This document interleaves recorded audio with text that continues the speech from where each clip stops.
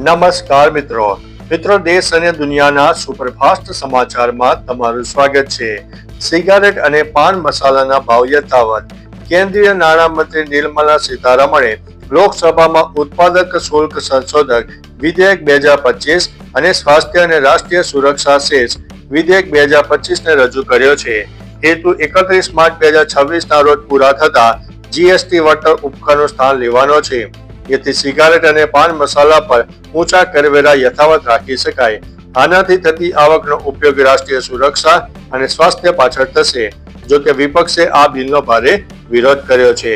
અન્ય મહત્વના સમાચારની વાત કરીએ તો સ્મૃતિ મંધાના અને પલાશ મુચ્છલ કરશે લગ્ન। ભારતીય મહિલા ક્રિકેટર સ્મૃતિ મંધાના અને સિંગર પલાશ મુચ્છલના લગ્ન અગાઉ 23 નવેમ્બરના રોજ મોકૂફ રહેલા લગ્ન હવે 7 ડિસેમ્બરે મહારાષ્ટ્રના સાંગલીમાં યોજાશે। સ્મૃતિના પિતાની તબિયત લથડતા અને પલાશ બીમાર પડતા લગ્ન અટકાવેલ હતા। વચ્ચે બ્રેકઅપ અને ચીટિંગની અફવાઓ પણ ઉડી, પરંતુ પલાશે આ તમામ વાતો પર પૂર્ણ વિરામ મૂકી દીધું છે। હાલ બંને પરિવારોમાં પ્રી વેડિંગની તૈયારીઓ શરૂ થઈ ગઈ છે। અન્ય મહત્વના સમાચારની વાત કરીએ તો રાજકારણમાં જોડાવા પર માધુરીની સ્પષ્ટતા। અભિનેત્રી માધુરી દીક્ષિત રાજકારણમાં જોડાવાની અફવા પર સ્પષ્ટતા કરી છે। તેમણે કહ્યું છે કે રાજકારણ તેમનું ક્ષેત્ર નથી। તેઓ પોતાની કલાત્મક ભૂમિકા દ્વારા જ સમાજમાં બદલાવ લાવવા અને જાગૃતિ ફેલાવવાનું પસંદ કરે છે।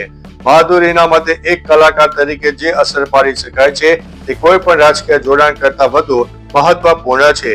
અભિનેત્રી ટૂંક સમયમાં ઓટીટી પર વેબ સિરીઝ મિસેસ દેશપાંડેથી ડેબ્યુ કરવા જઈ રહી છે।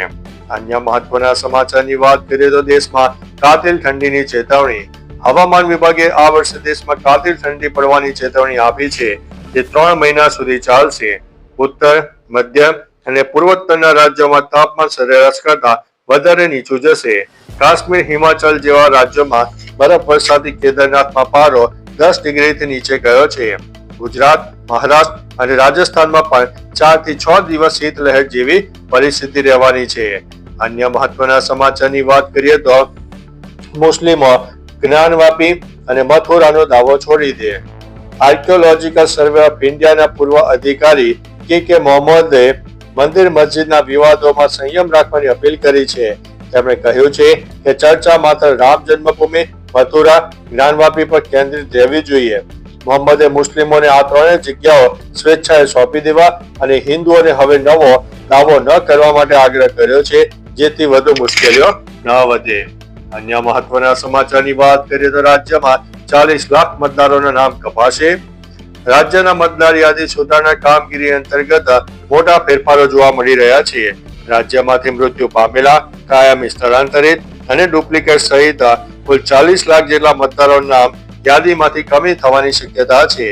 બીજી તરફ ચૂંટણી પંચે નાગરિકોને મોટી રાહત આપતા એસઆઈઆર ફોર્મ ભરવાની અંતિમ તારીખ 4 ડિસેમ્બરથી વધારીને 11 ડિસેમ્બર કરી છે। ડિજિટલાઇઝેશનના કામગીરીમાં ડાંગ જિલ્લો 93.14% સાથે રાજ્યમાં મોખરે રહ્યો છે। અન્ય મહત્વના સમાચારની વાત કરીએ તો દેશનો સૌથી લાંબો ગ્લાસ સ્કાય વોક ઓપન।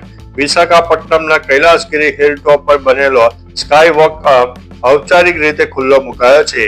આ 50 મીટર લાંબો કેન્ટિલીવર ગ્લાસ સ્કાય વોક દેશનો સૌથી લાંબો ગણાય છે। લગભગ 7 કરોડના ખર્ચે બનેલું આ આકર્ષણ 862 ફૂટની ઊંચાઈએ છે, જેના પર ઊભા રહેવાથી હવામાં તરતા હોવાનો અનુભવ થશે। પારદર્શક કાચનો ફ્લોર ધરાવતો આ સ્કાય વોક ડિસેમ્બરની રજાઓમાં પ્રવાસનું મુખ્ય કેન્દ્ર બનશે। અન્ય મહત્વના સમાચારની વાત કરીએ તો બસમાં ચોરી કરતી મહિલા ગેંગ ઝડપાઈ। પાટણ એલસીબી પોલીસે બસમાં મુસાફરી દરમિયાન મહિલાઓના પર્સમાંથી ચોરી કરતી એક મહિલા ગેંગને ઝડપી પાડી છે। સીસીટીવી ફૂટેજના આધારે પોલીસે લક્ષ્મીબેન અને ભારતીબેન સહિત 4 આરોપીની ધરપકડ કરી છે। આ ટોળકી એક મુસાફરના પર્સમાંથી 6 તોલા સોનાના દાગીનાની ચોરી કરી હતી। પોલીસે તેમની પાસેથી કુલ 7.50 લાખનો મુદ્દામાલ, 62,000 રોકડ અને નેપાળ અને ઓમાન અને સાઉદી અરેબિયાની વિદેશી ચલણી નોટો જપ્ત કરીને કાયદેસરની કાર્યવાહી કરી છે। અન્ય મહત્વના સમાચારની વાત કરીએ તો અમદાવાદમાં દુકાનોમાં લાગેલી આગ 1.5 કલાક બાદ કાબૂમાં આવી હતી। અમદાવાદના વિરાટનગર બ્રિજ પાસે વ્રજેશ્વરી કોમ્પ્લેક્સમાં લાગેલી ભીષણ આગ 1.5 કલાકની મશક્કત બાદ કાબુમાં લેવાય છે. શરૂઆતમાં માત્ર 2 દુકાનોમાં લાગેલી આગ 2 માળની 18 દુકાનો સુધી ફેલાઈ ગઈ હતી. ફાયર વિભાગે 50 ફોર્મ કેરબાનો ઉપયોગ કરીને આગને સંપૂર્ણપણે નિયંત્રણમાં લીધી છે અને હાલમાં કુલિંગ પ્રક્રિયા ચાલુ છે. ઝોન 5 ડીસીપી અને એસીપી સહિતનો કાફલો ઘટના સ્થળે પહોંચી ગયો હતો. અન્ય મહત્વના સમાચારની વાત કરીએ તો પીએમ મોદીએ 19 વર્ષના વેદ મૂર્તિને બિરદાવ્યા. વડાપ્રધાન નરેન્દ્રભાઈ મોદીએ 19 વર્ષના વેદ મૂર્તિ દેવવ્રત મહેશ રેખની સિદ્ધિની પ્રશંસા કરી છે. તેમણે કહ્યું છે કે દેવવ્રતે શુક્લ યજુર્વેદના 2000 મંત્રોનું દંડક્રમ પારાયણ 50 દિવસમાં કોઈ વિઘ્ન વિના પૂર્ણ કર્યું છે, જેના પર ભારતીય સંસ્કૃતિના દરેક પ્રેમીને ગર્વ છે. પીએમ મોદીએ અસાધારણ કાર્ય કાશીમાં થયું હોવાથી આનંદ વ્યક્ત કર્યો છે અને તેમની ગુરુ પરંપરાને વંદન કર્યા છે. આ વાત તેમણે સોશિયલ મીડિયા ઉપર શેર કરી છે. અન્ય મહત્વના સમાચારની વાત કરીએ તો 6 સિક્સો, વૈભવ સૂર્યવંશીની ધમાકેદાર બેટિંગ. સૈયદ મુશ્તાક અલી ટ્રોફીમાં બિહારના બેટ્સમેન વૈભવ સૂર્યવંશીએ મહારાષ્ટ્ર સામે 58 બોલમાં સદી ફટકારી હતી. તેની ઇનિંગમાં 7 છગ્ગા અને 7 ચોગ્ગાનો સમાવેશ થતો હતો.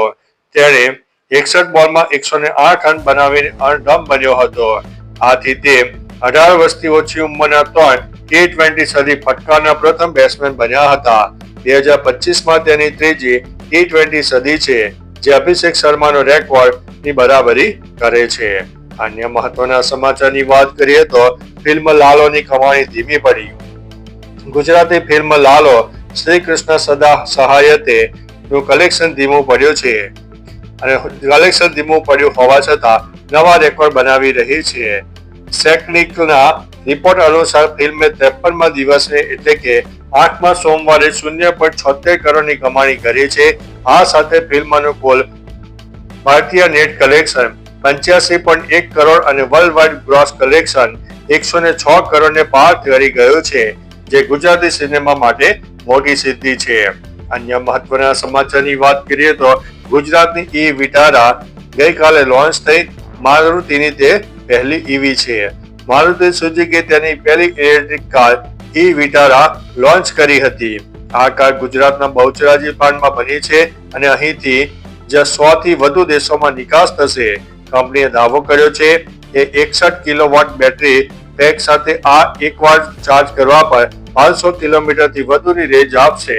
આ ગુજરાતનું ઓટોમોબાઈલ હબ બનવા તરફનું મોટું પગલું છે. તો ચાલો મિત્રો, ફરીથી દેશ અને દુનિયાના સુપરફાસ્ટ સમાચાર લઈને મળતા રહીશું. ત્યાં સુધી અમને રજા આપશો. નમસ્તે.